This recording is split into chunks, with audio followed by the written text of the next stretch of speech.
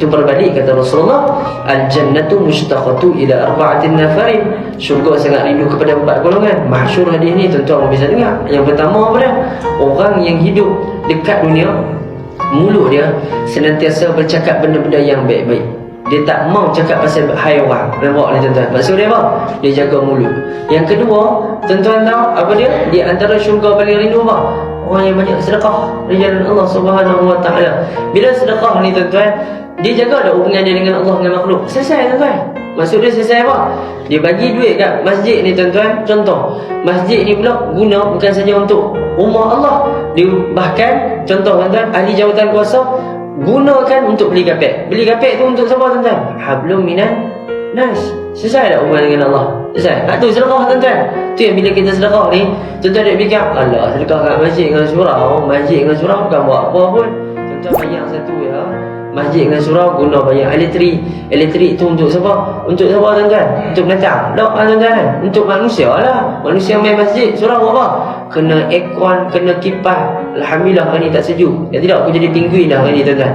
Dia nak abang awak tuan-tuan lah. Dulu macam penguin, jadi frozen dah tuan-tuan. Aku nak jadi lady go lah tuan-tuan.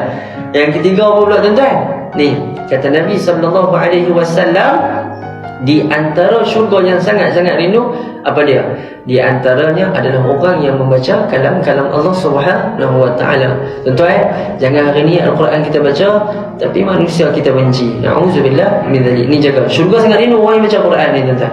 Dan yang terakhir apa dia? Riwayat di antaranya adalah orang yang as-siyam, yakni berpuasa. Tu yang berbalik tuan-tuan. Sebelum saya tutup, ada satu orang sahabat Nabi SAW, Abdullah bin Amr. Abdullah bin Amr ni tuan-tuan, dia puasa ni tuan-tuan, satu hari cerita dia, setiap hari dia puasa. Kalau tuan-tuan boleh challenge kan tak? Isnin sampai Ahad tu hari-hari puasa. Saya bukan jenis puasa macam tu tuan-tuan. Tengok muka tuan-tuan, tengok muka saya pun tak jenis tak rajin puasa. Tuan-tuan lagi ya, memang rajin puasa. Faham-faham tak faham sudah tuan-tuan. Memang orang lelaki standard memang susah nak puasa. Tidak tuan-tuan. Angguk lah mohon pun tuan-tuan. Katalah puasa Zulhijjah ke, Muharram ke, Safar ke tuan-tuan, jangan ingatkan salam tengah hari Allahumma lakasumna. Mampu tuan-tuan. Tengah hari tu lakasumna lah tuan-tuan. Faham-faham ni tuan-tuan. Ni cerita apa tuan-tuan? Abdullah bin Amr ni dia puasa Ahad, Isnin, Selasa, Rabu, Khamis, Jumaat, Sabtu, semua dia puasa tuan-tuan. Sampaikan dia, pak dia nama Amr, dia nama dia Abdullah. Amru ni, pak dia ni pergi rumah isteri. Abdullah ni tak ada. Lalu pak dia tanya, wahai isteri kepada Amr, bagaimana keadaan anak? Lalu kata isteri dia, zaujah dia kata apa?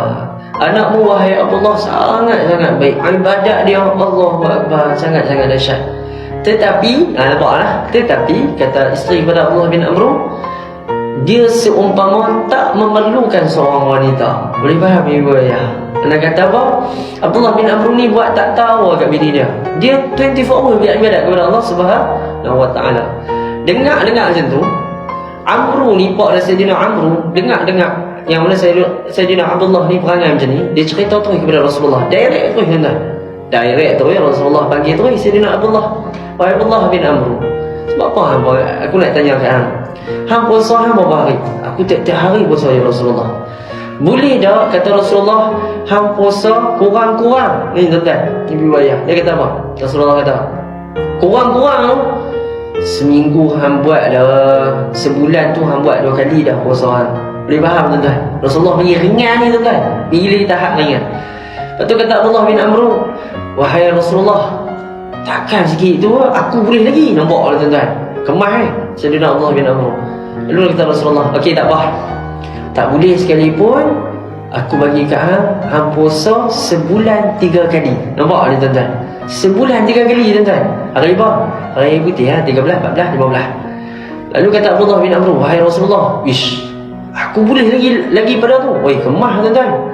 Habis lepas tu Rasulullah kata, okey macam ni, kalau hang nak betul-betul puasa, sebaik-baik puasa adalah puasa Nabi Daud alaihi salam. Boleh faham tuan-tuan? Selang sehari. Habis pada tu Rasulullah nasihat. Di belakang tu nampak tarbiyah Rasulullah kepada Sayyidina Abdullah bin Amr, wahai Abdullah bin Amr, sebaik-baiknya kamu buat ibadat tu bagus. Tapi jangan kamu lupa kamu ni mempunyai isteri. Bila kamu mempunyai isteri, hablum minan nas, hubungan kamu dengan manusia juga sangat-sangat penting. Dengar macam tu tuan-tuan. Abdullah bin Amru memperuntukkan diri dia bukan saja kepada Allah, bahkan kepada ahli keluarganya. Wallahu ta'ala a'lam.